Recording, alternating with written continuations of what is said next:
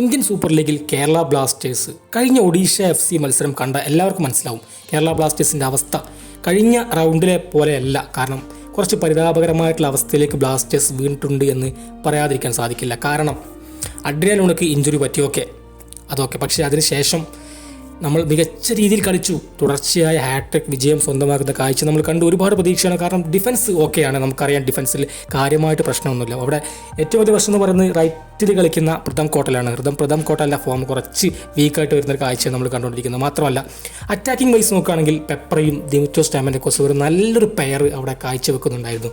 അത് കേരള ബ്ലാസ്റ്റേഴ്സിന് ഒരുപാട് പ്രതീക്ഷ നൽകുന്ന, ഏത് സമയത്തും കയറി ഗോളടിക്കാൻ കഴിയുന്ന ആ ഒരു പെയറായിരുന്നു കേരള ബ്ലാസ്റ്റേഴ്സിന് വലിയ പ്രതീക്ഷ. പക്ഷേ അപ്പോഴേക്കും പെപ്പറ ഇഞ്ചുറി പറ്റി പോയതോട് കൂടിയിട്ട് തീർച്ചയായിട്ടും കേരള ബ്ലാസ്റ്റേഴ്സ് വല്ലാത്തൊരവസ്ഥയിലേക്ക് വീണിരിക്കുന്നു. പകരം കേരള ബ്ലാസ്റ്റേഴ്സ് ഒരു മികച്ച യൂറോപ്യൻ അല്ലെങ്കിൽ ഒരു മികച്ച താരത്തെ കൊണ്ടുവരാൻ സാധിക്കാത്തതിൽ തീർച്ചയായിട്ടും ഒരു വല്ലാത്ത അവസ്ഥ തന്നെയായിരിക്കും കേരള ബ്ലാസ്റ്റേഴ്സ് ഇനി നേരിടാൻ പോകുന്നത്. ഇമ്മാനുവൽ ജസ്റ്റിൻ ഒരിക്കലും ഒരു ISL ക്വാളിറ്റിയുള്ള താരമായിട്ട് മാറിയിട്ടില്ല. അതുകൊണ്ട് അദ്ദേഹത്തെ വെച്ച് ബാക്കിയുള്ള മത്സരങ്ങൾ തള്ളി നീക്കുക എന്ന് പറഞ്ഞാൽ തീർച്ചയായിട്ടും ബ്ലാസ്റ്റേഴ്സിൻ്റെ അവസ്ഥ വല്ലാത്തൊരു ഗതികേട് തന്നെയായിരിക്കും.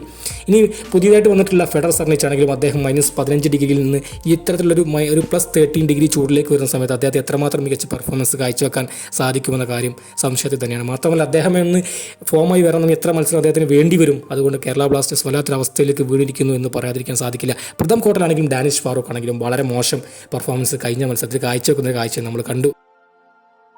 മുന്നേറ്റ നിരയിൽ ദിമിറ്റോസ് സ്റ്റാമൻഡോസ് ഒറ്റപ്പെടുന്നൊരു കാഴ്ച അതിദയനീയമാണെന്ന് പറയാതിരിക്കാൻ സാധിക്കില്ല.